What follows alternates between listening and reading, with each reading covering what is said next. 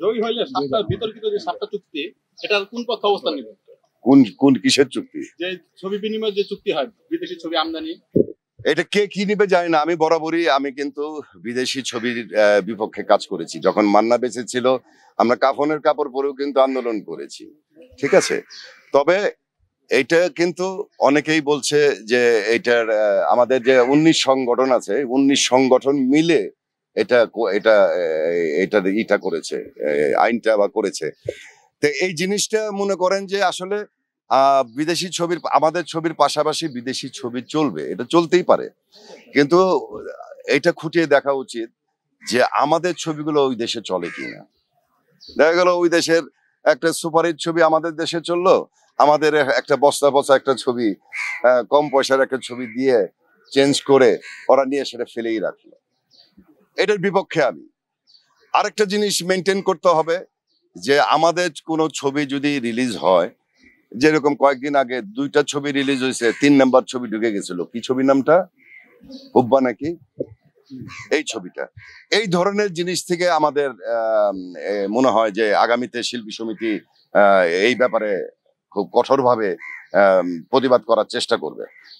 কারণ আমাদের 2টা ছবি চলছে, সেখানে আরেকটা ছবি কেন আসবে, বাইরের ছবি? এটা তো দায়িত্ব আসলে প্রযোজক সমিতি। প্রযোজক সমিতিটা যদি স্ট্রং হয়, এবং যেহেতু এখন প্রশাসক চালাচ্ছে, তা আমার বিশ্বাস যখন প্রযোজক সমিতিটা পূর্ণাঙ্গ ভাবে চলে আসবে তখন এই অরাজকতাগুলো, এই অন্যায়গুলো আর হবে না। কিন্তু ভাই আপনি যে প্যানেল থেকে নির্বাচন করেছেন, নিপুণ মাহমুদ কলির প্যানেল, এখান থেকেই তো এই চলচ্চিত্রগুলো এসেছে, মানে নিপুণ আপু থাকতেই তো উনি। বাবা এটা তো নিপুণ একা না। আপনি কি এইটার এই 19 সংগঠনের মাথা কি নিপুণ? তা তো না। 19 সংগঠনের মাথা তো অন্য, বা 19টা সংগঠন আছে, পরিচালক আছে, প্রযোজক আছে, এবং মনে করেন যে একটা চুক্তি হয়েছে যে এই ছবি চালাতে গেলে সেটা একটা অ্যামাউন্ট দিতে হবে প্রতিটা সমিতিকে। শিল্পী সমিতি তো একা টাকা নিচ্ছে না, নিচ্ছে একা তা তো নিচ্ছে না, প্রতিটা সমিতি নিচ্ছে।